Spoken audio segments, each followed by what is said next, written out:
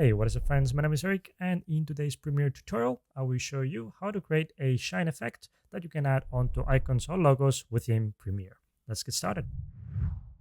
Right, before we continue, make sure that you hit the like button down below and that you get subscribed.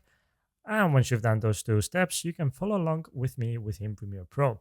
Let's head over to the Effects tab and search for Lighting Effects and drag it over onto the icon or the logo within your project here.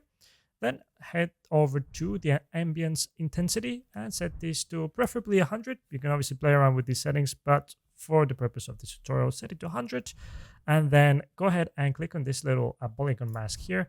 That will create a little rectangle for you to mess around with as a mask. Now let's create a shape that we want the shine to take.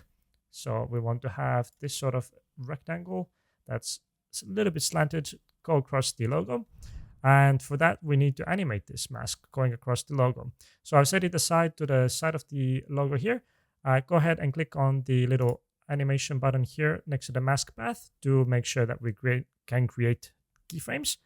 And let's head over to the very end of the project here.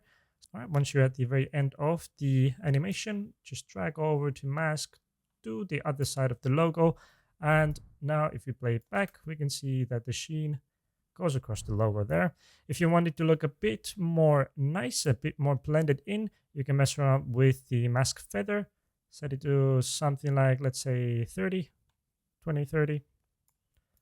And it should blend in a bit more with the logo there. All right, and that's it for today's tutorial. If you liked it, click the like button. If you have any questions, leave a comment and get subscribed if you haven't already. See you.